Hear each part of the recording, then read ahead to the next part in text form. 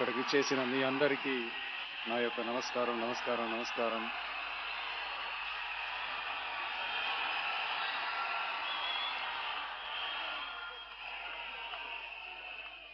ఏమి చెప్పాలో ఎలా ఆరంభించాలో నాకు తెలియడం లేదు. సినిమాలో ఏ విధంగానైనా సరే కష్టపడి విజయం సాధించాలని అనుకున్న ఒక సాధారణ అసిస్టెంట్ డైరెక్టర్కి జన్మించిన ఒక బిడ్డగా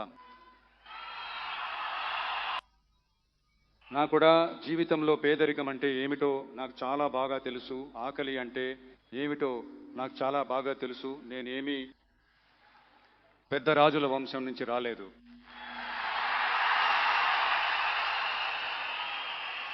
మీలాంటి వాడినే, మీలో ఒకడినే, మీ కుటుంబంలో ఒకడినే, మీ బిడ్డ లాంటి వాడినే, మీ కొడుకు లాంటి వాడినే, మీ అన్న లాంటి వాడినే, మీ తమ్ముడి లాంటి వాడినే అలాగే నేను భావిస్తున్నాను.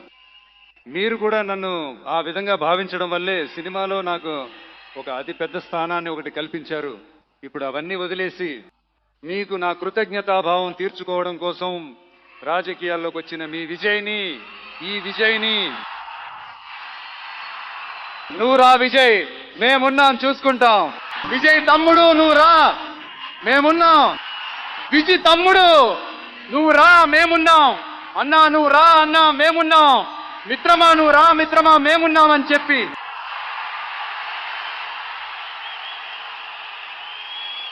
అంతటి ప్రేమతో, అంతటి ఆప్యాయతతో నన్ను హక్కున చేర్చుకున్నారు.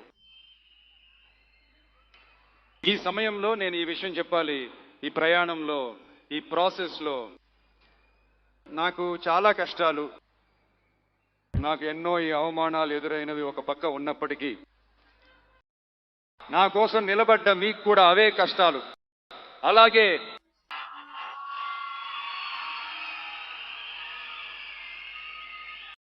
నేను అనుకున్నది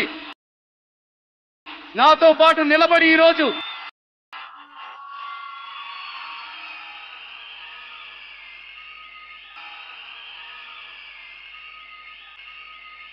సి. జోసెఫ్ విజయ్ అనే నన్ను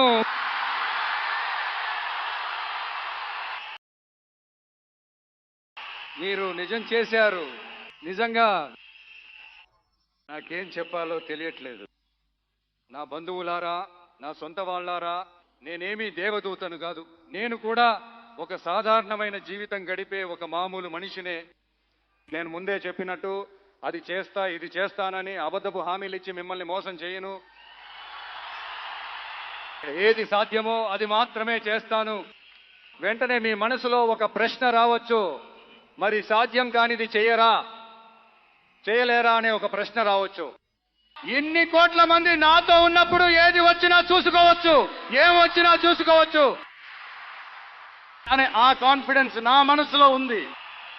ఇంకొక విషయం కూడా నేను ఇక్కడ చెప్పాలి. ఈరోజు మన తమిళనాడు ప్రభుత్వం ఉన్న ఆ పరిస్థితి గురించి నేను మీతో చెప్పాలి. దాదాపుగా 10 లక్షల కోట్లకు పైగా అప్పు చేసి పెట్టి వెళ్ళినప్పుడు, ఈ రోజున ఆ తమిళనాడు ప్రభుత్వం ఉన్నటువంటి ఈ సమయంలో ఖజానాని పూర్తిగా తుడిచేసి వెళ్ళినప్పుడు, మోయలేని భారాన్ని ఎక్కించి పెట్టి వెళ్ళినప్పుడు,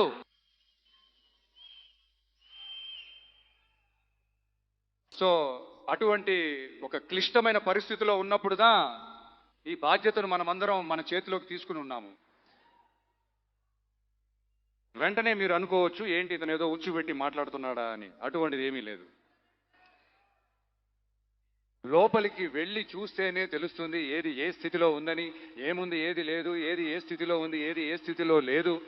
సో అదంతా చూసి మీకు ఒక శ్వేతపత్రంగా దాన్ని విడుదల చేయాలనుకుంటున్నాను. ఒక ట్రాన్స్పరెంట్ ప్రభుత్వంగా నేను అంటే ఈరోజు మన తమిళనాడు ప్రభుత్వం ఈ పరిస్థితిలో ఉందని మీతో చెప్పిన తర్వాత I just want to take it forward from there. దాన్నే నేను మొదట చేయాలి.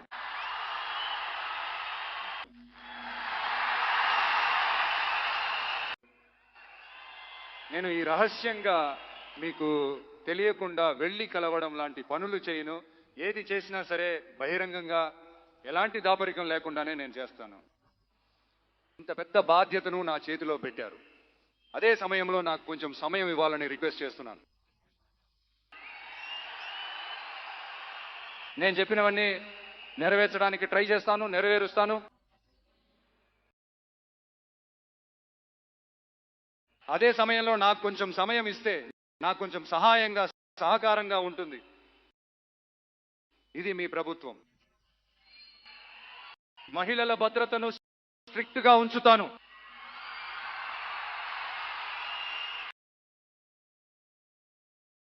డ్రగ్స్ కల్చర్ దాన్ని కంట్రోల్ చేయడానికి ఏ స్టెప్స్ తీసుకోవాలో, ఏ ప్రయత్నాలు చేయాలో ఈ రోజు నుంచే తీసుకుంటాను. మన పిల్లలను దాని నుండి కాపాడటం మన ప్రభుత్వ బాధ్యత.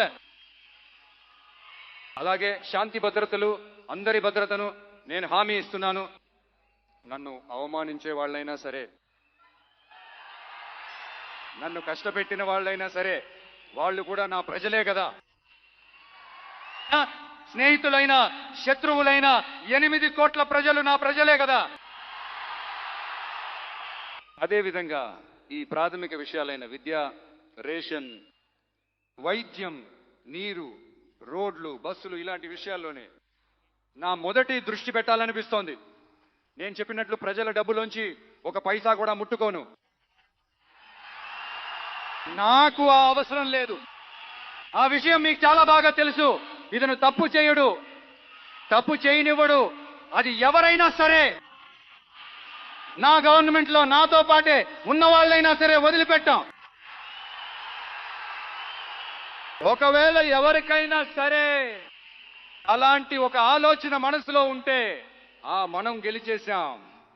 ఒక ఆట ఆడి చూద్దామనే ఆలోచన ఎవరికైనా ఉన్నట్లయితే ఇప్పుడే ఈ నిమిషమే దాన్ని అరెస్ట్ చేసేయండి. ఇక్కడ ఒకే సెంటర్, నా నాయకత్వంలోని సెంటర్. ఇటు ఒక సెంటర్, అటు ఒక పవర్. ఉపాధ్యాయులు, కార్మికులు, మత్స్యకారులు అందరూ మన టీవీకే ప్రభుత్వంలో బాగుంటారు, బాగుంటారు, బాగుంటారు. పుట్టుక అన్ని జీవుల కోసం. అదే మన రాజీ లేని సిద్ధాంతం. మైనారిటీ సోదరులారా, మీకోసం మన టీవీకే ప్రభుత్వం తోడుగా నిలుస్తుంది.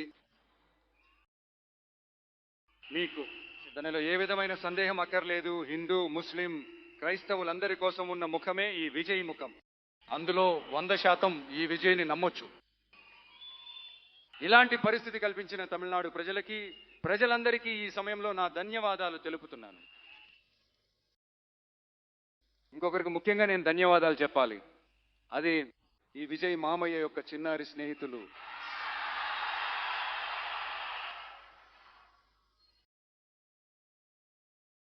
వాళ్ళ వల్లే, కేవలం వాళ్ళ వల్లే ఇది జరిగింది. మీకు ఎలా కృతజ్ఞతలు చెప్పాలి? మీకోసం, మీ ఫ్యూచర్ని దృష్టిలో పెట్టుకుని అన్ని మంచి విషయాలను మీకోసం ఈ విజయ్ మామ చేసి పెడతాడు. కాన్ఫిడెంట్గా ఉండండి. అలాగే ఇంకొకరికి కూడా నేను ముఖ్యంగా ధన్యవాదాలు చెప్పాలి. మిమ్మల్ని ఎలా మర్చిపోగలను? మీరే నా ప్రాణం. తమిళగ వెట్రి కళగ మిత్రులారా,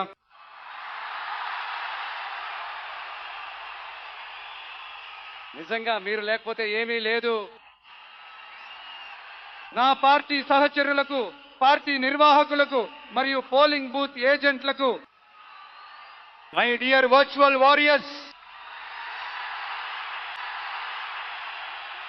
మీ అందరికీ నా కోటాను కోట్ల ధన్యవాదాలు. రండి, మనమందరం కలిసికట్టుగా ఒక ఫ్రెష్ గవర్నెన్స్, ఒక న్యూ గవర్నెన్స్ ఒకటి ఇద్దాం. This is a new beginning.